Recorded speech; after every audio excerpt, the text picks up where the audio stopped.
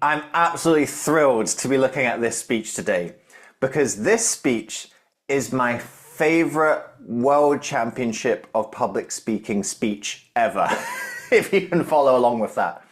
Now, this is actually not a World Champion speech. It finished second in the 2020 World Championship, but it's one that's inspired me and impacted me more than I think any other speech that I've watched in this particular competition.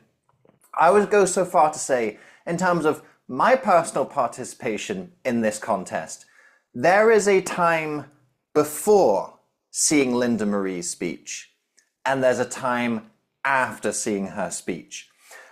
After seeing her speak, it has really opened up my mind to what I'm wanting to do and what I can do with my speeches in the International Speech Contest. Ever since I've watched this speech, I've tried to focus each year on some kind of social issue and think about what's my perspective, what's my input, what's a story or experience I can bring to this that raises awareness about this issue, that champions a different cause. And all of that comes from watching this particular speech by Linda Marie.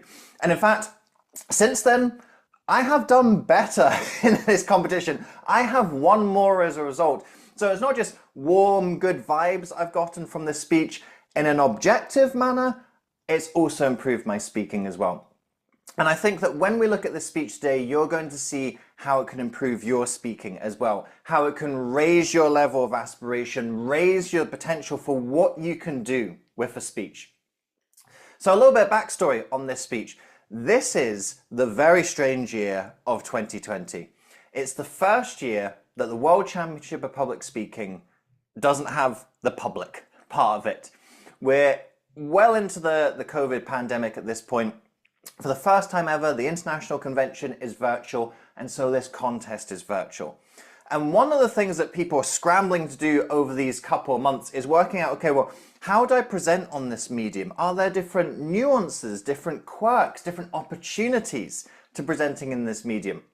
And what you'll see when I go on to do some of the further World Championship of Public Speaking analyses, when I look at more speeches from this virtual COVID period, we're going to see some of those skills and nuances come out a lot more.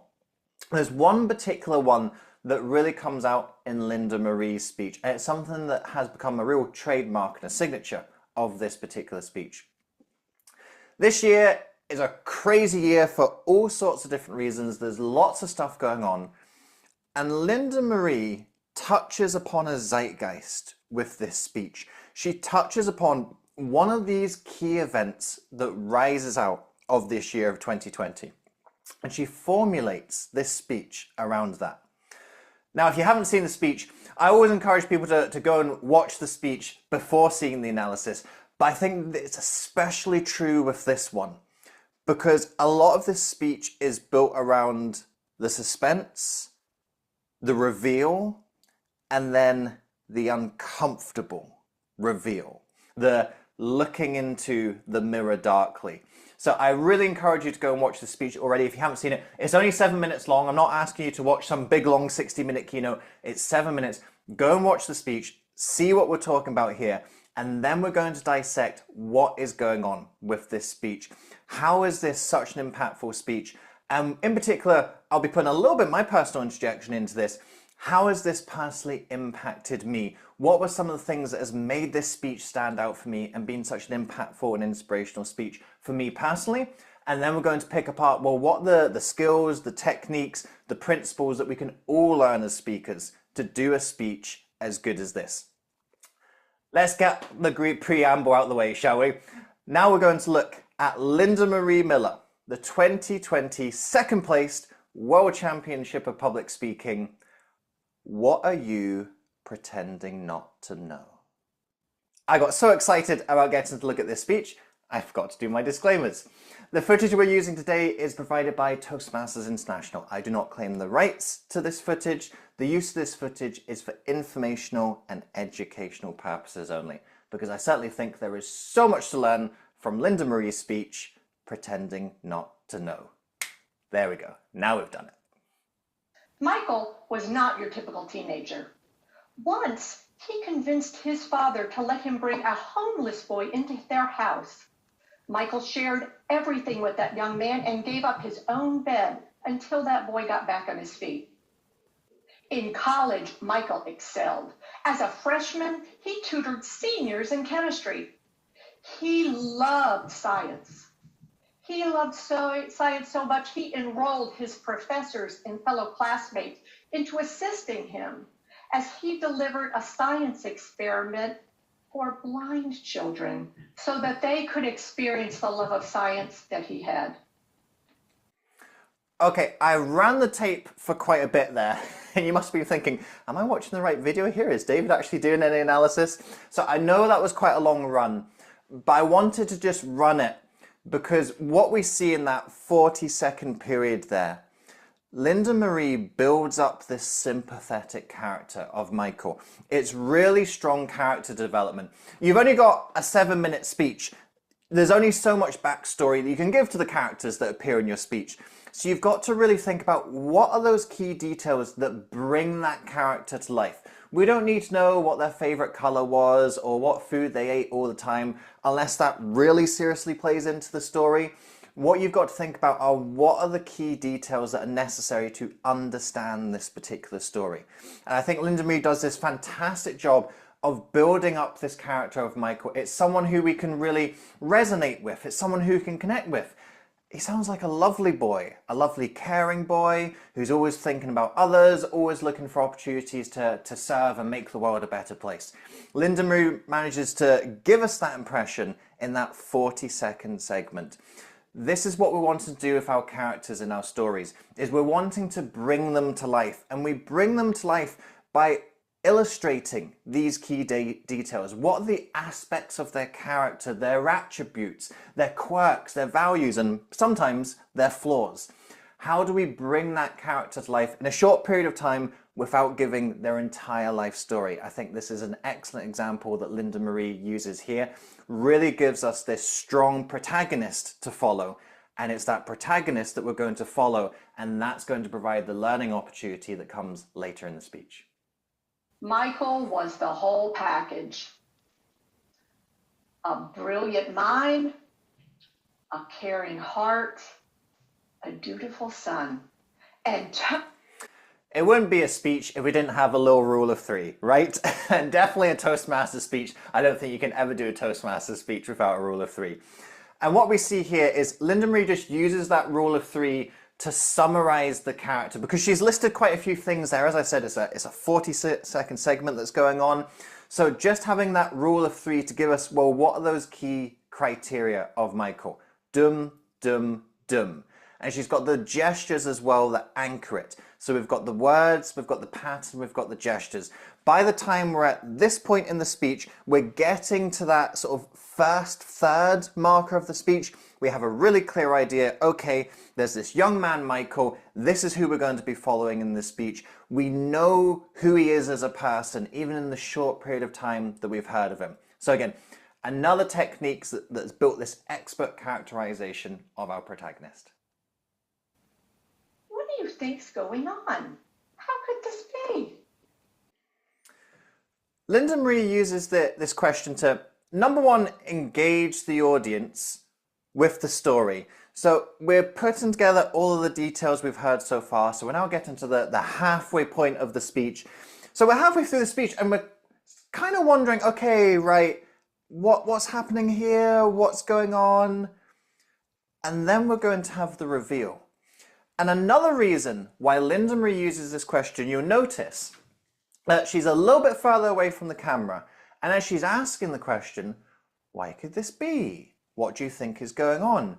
First of all, she's coming in close to the camera because it's creating that sense of intimacy, that sense of inquisitiveness, but also because it's then allowing her to subtly, while she's still talking, giving herself that little bit of time, that little bit of reflection in the audience, is then allowing her to pick up her prop. And it's this prop that is the game changer in this speech. And it's the prop that divides the first half of the speech from the second half of the speech. The first half of the speech where the audience aren't necessarily sure, right, okay, so we've got all these details, there's this story coming into place, but where exactly is this going? This prop comes in And then for the rest of the speech, we know exactly where we're going. We know exactly what's happening. Let's see the prop. This is my friend Tony.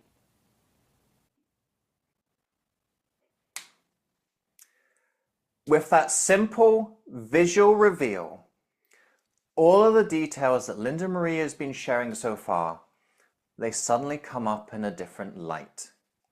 They come up in a different light because possibly as you're listening to this story, as you're listening to the son Michael, as you're listening to the father Tony, you aren't necessarily thinking about race.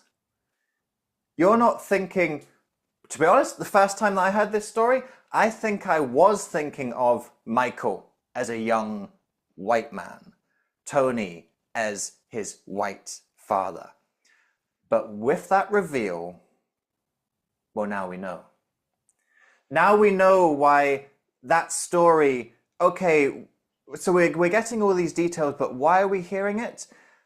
Now we know why we're hearing it. Now we know that we've got this character of Michael that's been built up.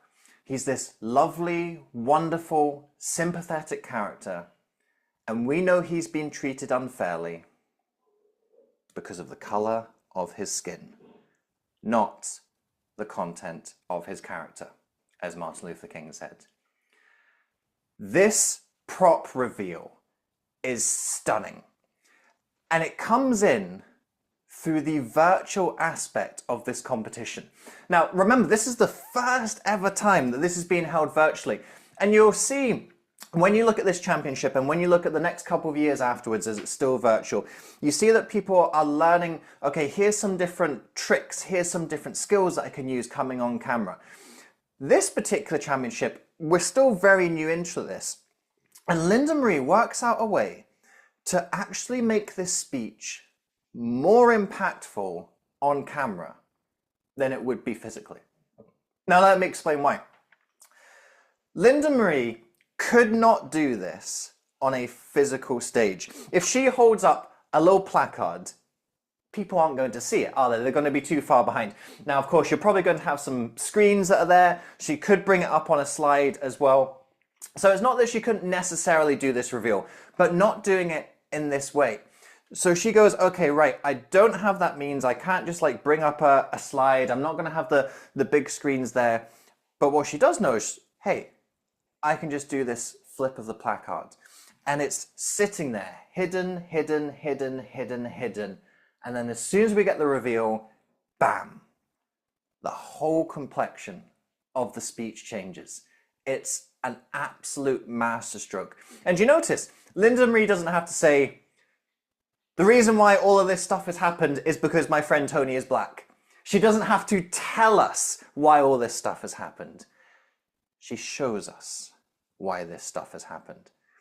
And that is the key to telling an impactful story. When you're telling a story, you don't tell the audience what's happening. You don't tell them this is what the character is feeling. You don't tell them this is what the room looks like. You show them. Because when you show them, you bring them into the story. You make them feel like they're a part of the story. You make them feel like they are in the story rather than listening to the story. Because as soon as I saw that placard flip, I went, shit. I was imagining white characters. And that starts to trigger that little bit of, well, why was I thinking of white characters? Where did that bias come from? So now that's starting that little bit of reflection and questioning that Linda Marie is then going to develop and elaborate through the rest of this speech. Let's have a look at how she then does that in this clinical second half. I live a life of white privilege while this amazing young boy on his way to... And now we see Michael. So again, we've only heard of this character so far, and Linda Marie has built all this suspense, all of this visual, all of this emotion around this character, Michael. And now we get to see him. We get to see the hero in this story. We get to see the protagonist of this story. And again, was that how you were imagining him? Maybe, but probably not, right? As I said, I know for myself, I'm pretty sure if I can remember when I watched the speech for the first time, I was imagining, to be honest, I was imagining Michael as someone who kind of looked like me. I was thinking of, okay, well, when I was a student and I went away to university, I was kind of seeing myself in the story. I was always making myself the hero of the story. And then Linda Marie builds up all this suspense, and again, she has the reveal. And now we've got a face to connect that emotion to. Now we've got a face to connect that story to. And it's so much more effective than if she goes, here's Michael, and here's what a lovely boy he was. If we already know what he looks like, it doesn't make that point about the unconscious bias. It doesn't make that point about the injustice that he receives in the same way, because as soon as we start to hear the injustice, we start to go, yeah, okay, right, I get why this is happening, it's about race. But because we don't know what he looks like, it builds up more of that suspense, builds up more of that reveal, and then it makes, when we actually see him at this moment in time, so much more impactful. Again, another masterstroke by Linda Marie, and you can see these placards are coming into play. So these placards are the virtual speaking skill of this particular speech. Linda Marie, she doesn't have a complex speech apart from this. There aren't lots of other whiz-bang visuals and props and everything else. She just uses this one type of prop, this one medium of the reveal, and it's so impactful throughout. Let's see what else she can do in this speech. This amazing young man who once brought a homeless boy into his house, a white homeless boy. White homeless boy. Did you maybe imagine it the other way around? You possibly saw Michael as the white character. You hear about a homeless boy. Now maybe you thought that was another white homeless boy, but possibly you were more likely to think the homeless boy was the person of color, and we had the white savior, Michael, the protagonist, the one who's always looking out for everyone and doing everything. So again, just touching upon that little bit of bias. So Linda Marie here, she isn't outright saying, you are biased, you're thinking this way. The way that she just demonstrates and highlights these facts and statements, it then starts to make us go back and question those assumptions. So she doesn't say question your assumptions, but what she does, the way that she's introducing the different topics and the reveals, she's making us question those assumptions already. This is what persuasion is all about. You don't persuade people by telling people, you need to think this and you need to do that. That's not how you persuade people. The way that people are persuaded is when they take something on, they claim ownership of it, and they feel that it comes from them. What you're doing as a speaker is you're just trying to put that little spark in them, and then that spark ignites.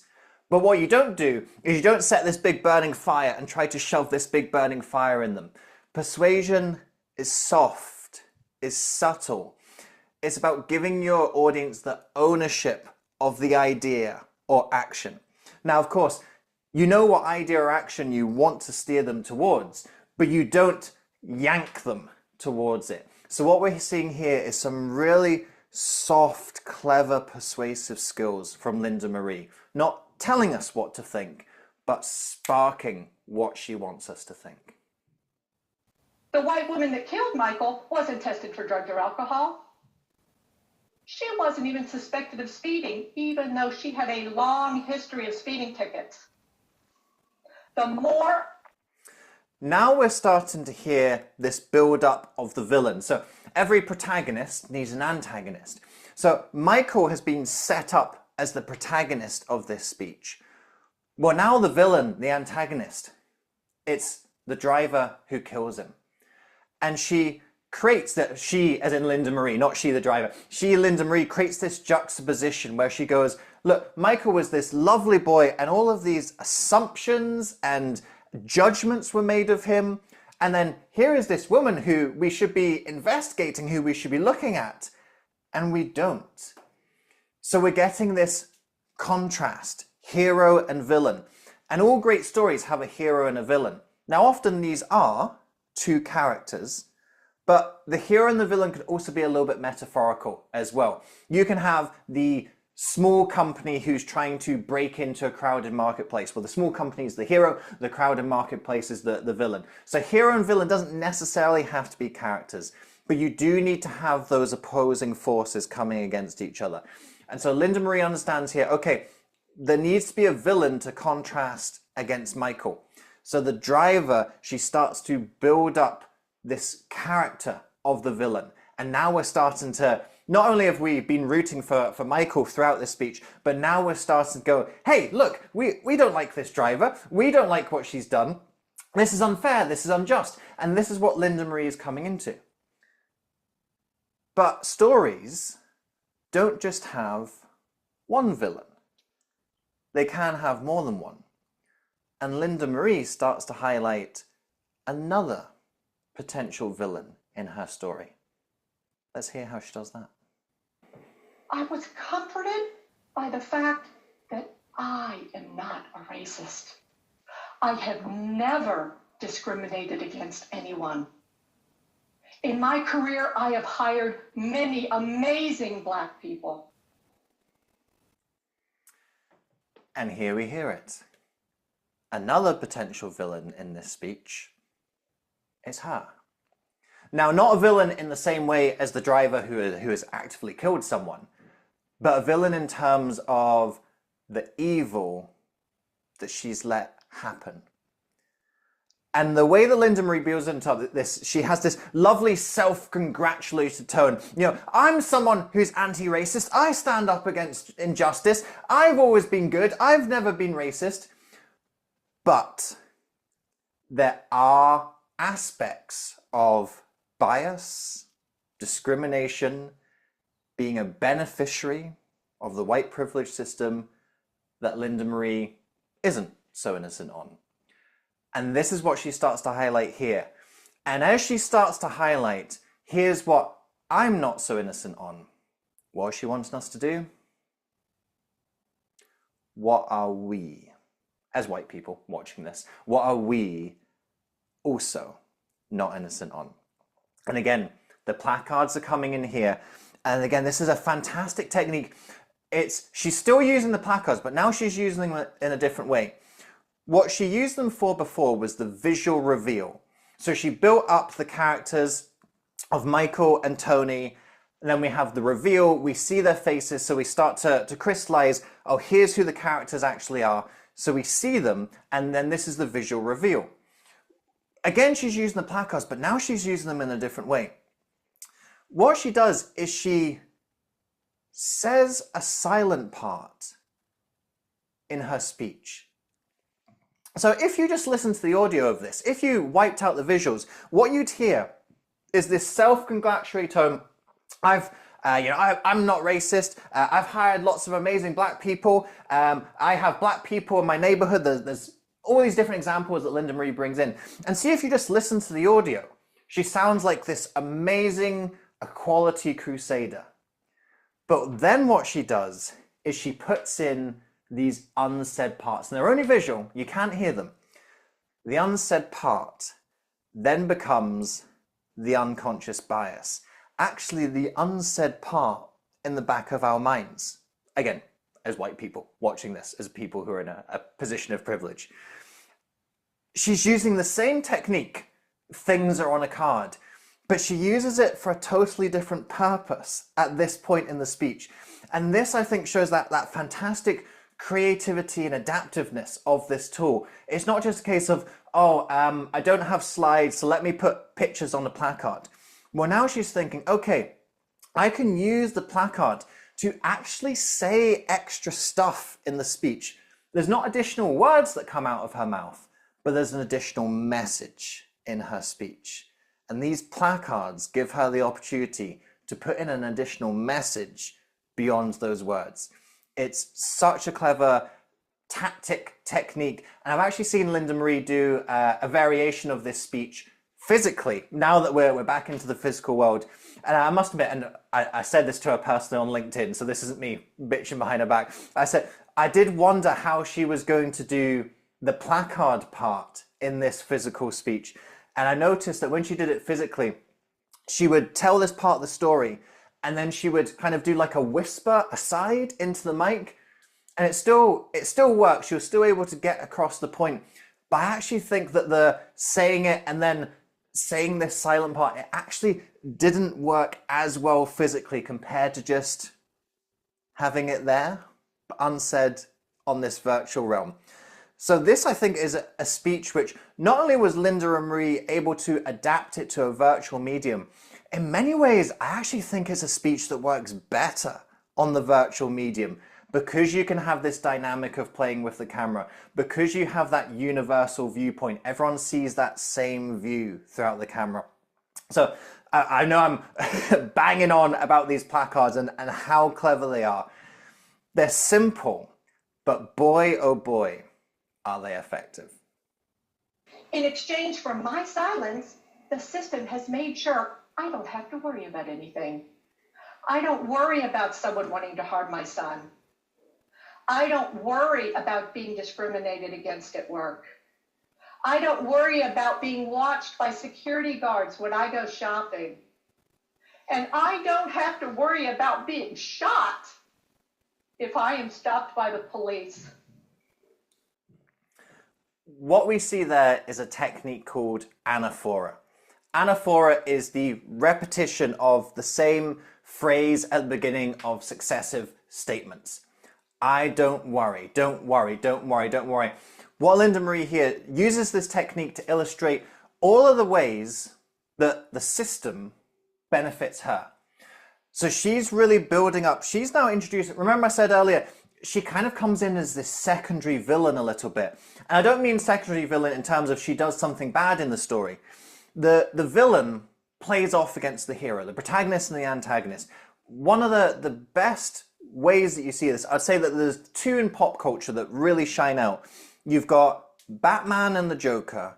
You've got Harry Potter and Voldemort. You've got these protagonists and antagonists who they reflect each other. So the Batman and Joker, they actually both kind of justify the other's existence. That the Joker sees Batman as this challenge. Okay, you want to be this good Cape Crusader.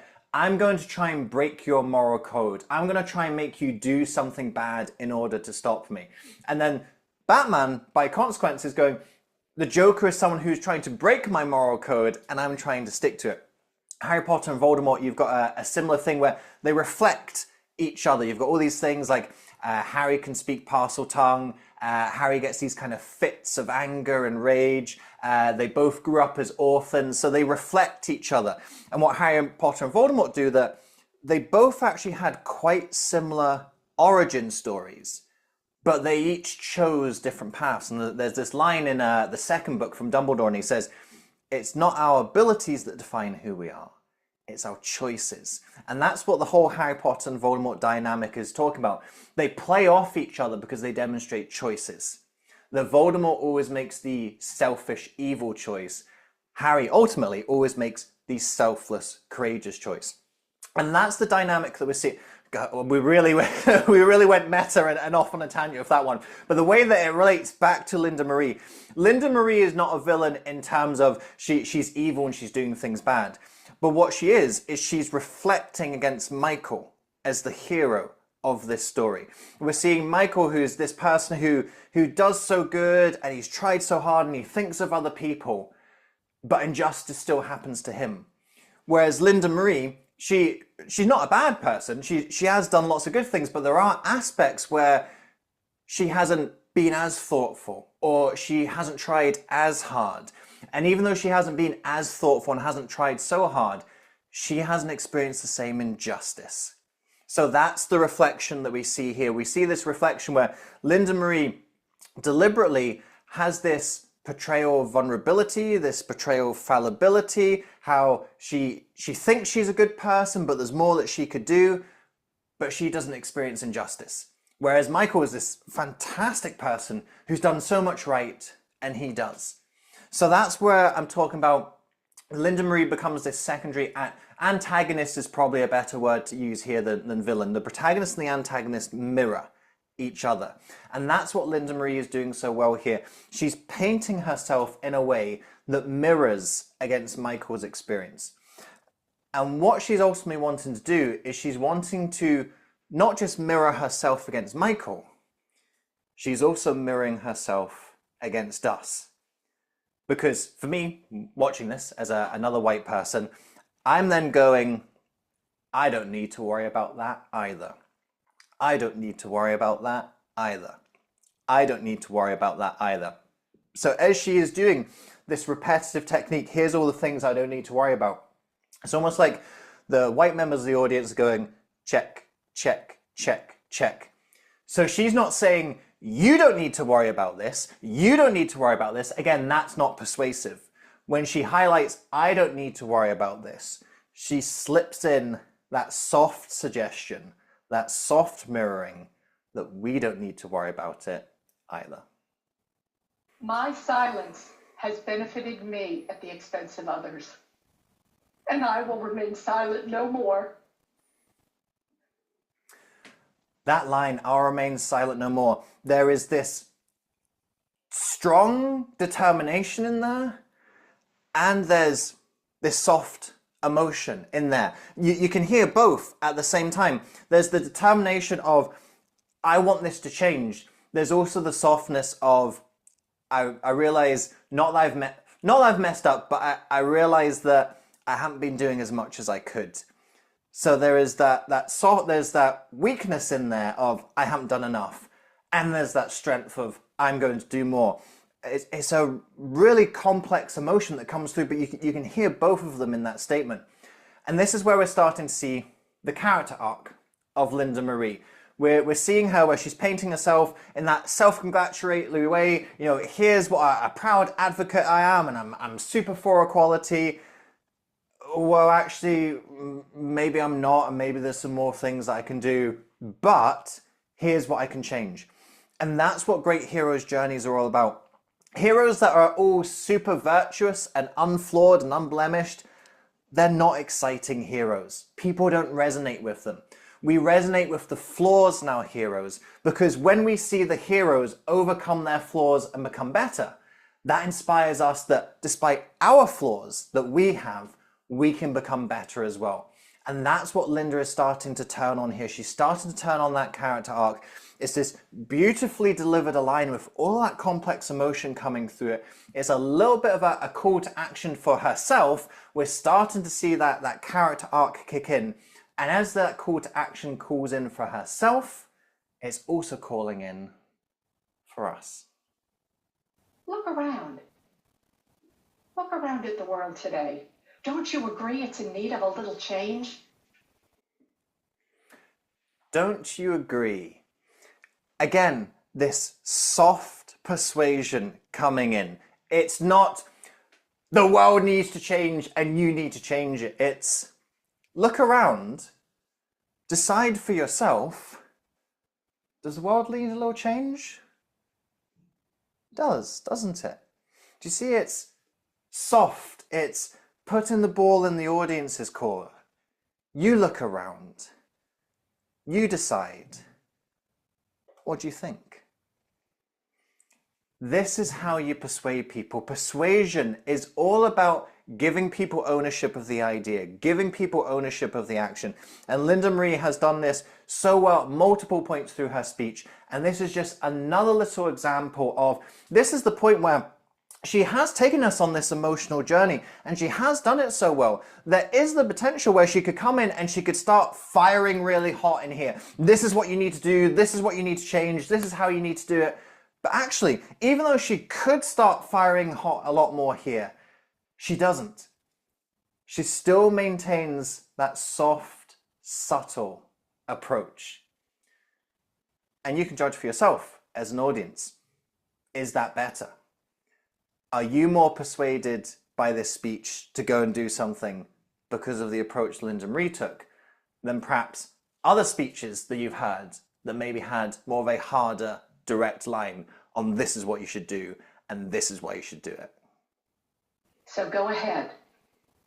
Ask yourself. Madam Contest Chair.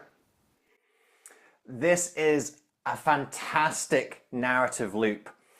Right at the beginning of the speech, Linda Marie says, I've got a question for you. It's a powerful question. What are you pretending not to know? And at the start of the speech, we've got no idea, well, why is that question so effective? Why is it so impactful? Why is it so powerful? We then come to the end of her speech. She goes back to the question, what are you pretending not to know? But the way that she does it in the signature style that she's built up to this point. She actually doesn't say that last question. She just holds up the placard. And as we read that placard, again, this is the taking ownership part of it. It's not her voice we're hearing it in, it's our voice we're hearing it in. The final line is said by us. The final line is something we take ownership of. And there we have the iconic picture. Linda Marie finishing her speech using that placard technique that has served her so well through the speech. It's this fantastic narrative loop. We can now go right back to the start of her speech and we can see what she was developing, what she was trying to get at. But at that beginning, we didn't have all the answers. It was like a puzzle piece with only a few puzzle pieces on the board. And as we've gone through the speech, piece by piece, it has come in until we see the complete picture. The picture is in our minds and the ball is in our court. What are we going to do about it?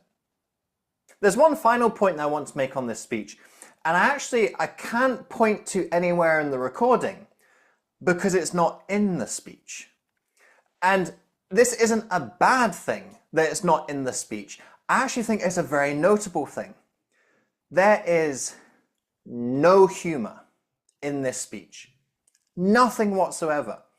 Now, this might not seem necessarily unusual until you go and look at every other World Championship of Public Speaking speech.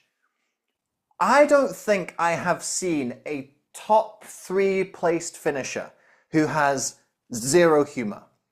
Zero attempts at humor. Now, maybe they didn't necessarily get the laugh, but you can tell there was an attempt at humor. There was a moment of levity even. Not even necessarily humor, but a moment of levity. This speech, I think, really stands out because it's not humorous at all. And it's almost become a little bit of a cliche and a trope that if you want to do well at the World Championship, you have to have some humor. You have to have a joke. If you've got a speech, okay, the speech is great, it's really good, great structure, great body language, great message, blah, blah, blah, but you don't have a joke. Can you put a joke in there because the joke's going to get you extra points? So this has almost become like part of the formula for what you need to do for speech. And what I love about this speech is that there is no humor. That Linda Marie hasn't gone, okay, I've got a really fantastic speech here. It just needs a joke somewhere. Now, this is not to say that humor is not an effective technique that we have. Humor is a powerful technique in a speech, but all techniques, I think, the importance of a technique is not just knowing about it and using it. It's also about knowing when not to use a technique. And I think this speech would have been spoiled if Linda Marie tried to make a joke. Just for the nature of what we're talking about in this subject matter, a joke would have trivialized it. A joke would have brought it down. I love that Linda Marie didn't feel the pressure to put in a joke. Because I think, again, I'd have to go back and scrutinize everything with a tooth comb again. But nothing comes to mind. I cannot think of another top 3 World Championship speech that doesn't have a joke in it. This is the only one. Now, does that mean the speech was not effective because Linda Marie didn't put a joke in? Of course not, right? So that's another thing that I wanted to highlight. It's not just about the techniques that you use, it's also about the techniques that you choose not to use. A speech isn't about making all of the additions. Speeches don't get better the more and more you put into it. The great speeches are actually sometimes a means of subtraction. It's what you take out of the speech to get that speech the core essence of what it needs to be. And I think Linda Marie did that fantastically with the things that we've talked about, the streamlining of the story, choosing to show and not tell aspects of the messaging, of the bias, And also, she chose not to make a joke. And I think that was a fantastic choice that has really made this speech stand apart from all of the other speeches that I've ever watched at the World Championship of Public Speaking. You've heard me waxing lyrical about this speech so far, but are there any opportunities for improving this speech? Now, what I do in these Toastmasters videos is I take a slightly different approach to what I do in the rest of my speech analyses videos. There I'll go blow by blow and I'll nitpick and I'll highlight every little thing that I'm seeing or perhaps not seeing in the speech. These ones that I do with Toastmaster speeches are a little bit different. And the main reason for this is that the other speech analyses that I'm doing are people who are in the public sphere. They're these leaders and celebrities. Whereas all of us in Toastmasters, we're everyday people. I always want to be mindful and respectful of that. I'm interviewing someone who isn't necessarily in that public domain the same way as some of the other speeches that I analyze.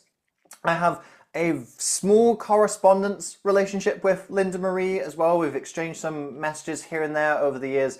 So again, I also want to be respectful and mindful to the fact that she is a real everyday person, just like all the rest of us. And for that reason, I'm not going to go through and I'm going to nitpick every single little thing in the same way that perhaps if we were having a private conversation, I might go into a little bit more detail with someone if we were having that private conversation. And the second aspect, and the reason why I take a slightly different approach, is when you are working on a World Championship of Public Speaking speech, you have worked on it for weeks, months, perhaps even years. You have put so much time and effort into it. You've gone through it with a fine-tooth comb. You've changed words here and there. You have nitpicked yourself so much in the speech. The last thing you want is then someone coming in and nitpicking again through the speech.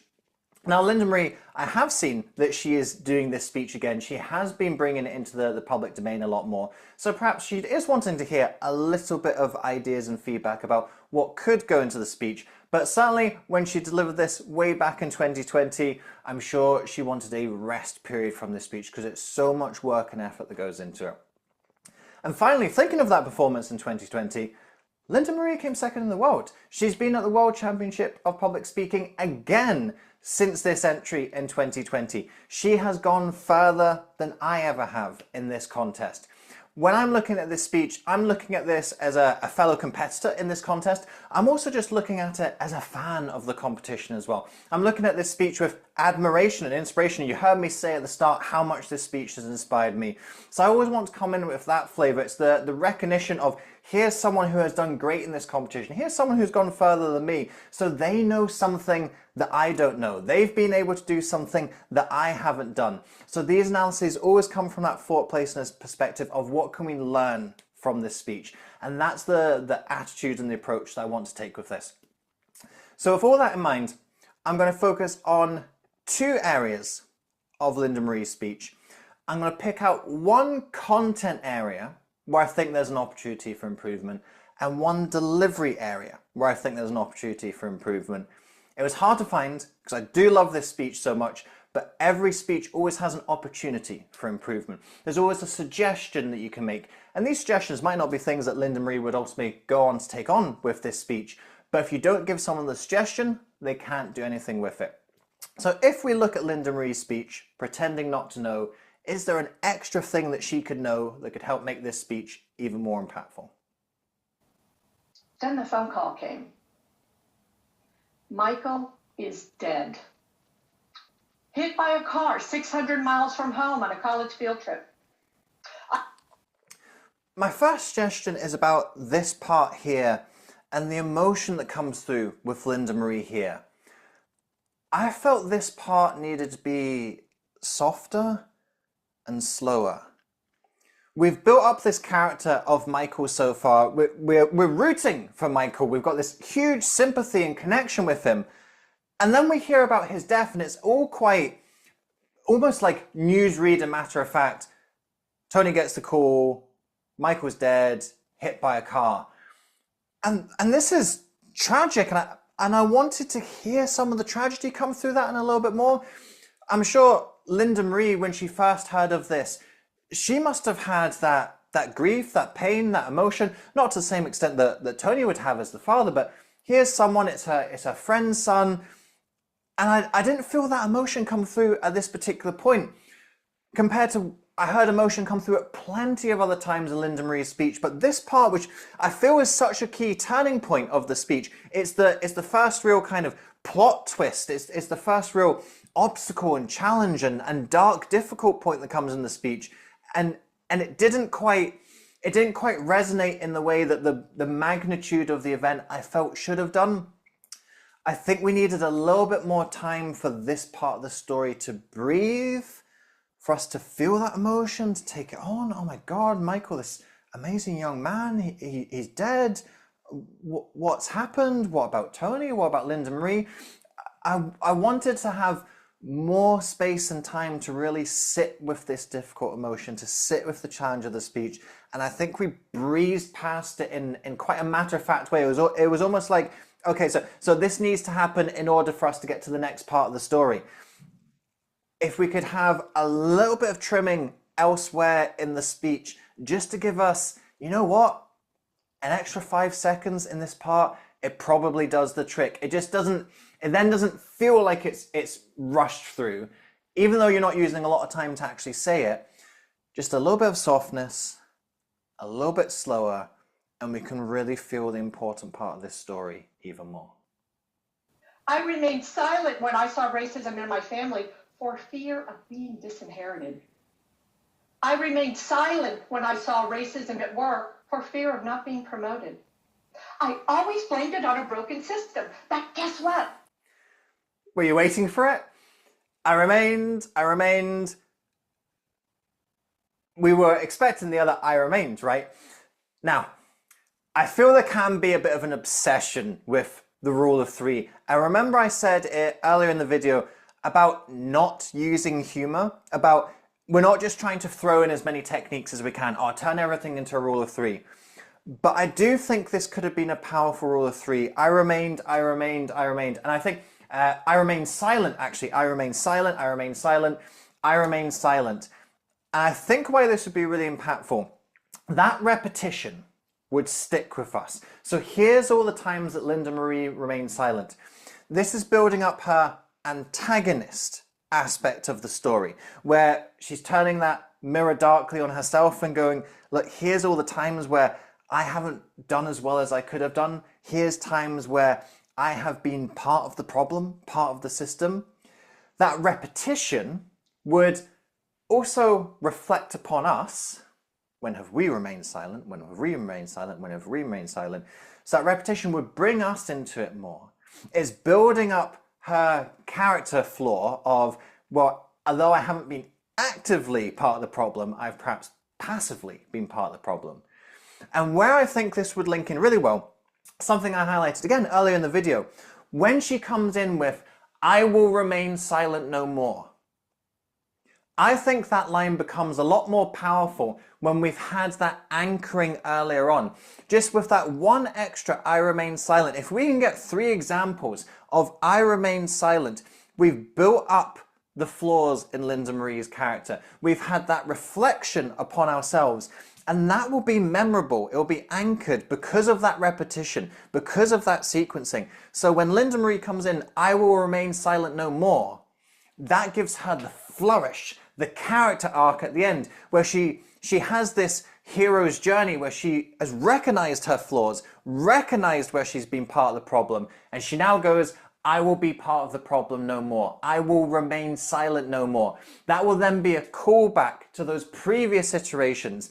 And just that one more repetition of the I remain silent, one more example. Again, you've got to find that 5 seconds of content somewhere. Something elsewhere in the speech is going to have to be shaved. But she could have that one more. That then makes what she does later that much more impactful, that much more powerful, because we're anchored and reminded of that remaining silent a lot more. It's really highlighted as a flaw in Linda Marie at the time.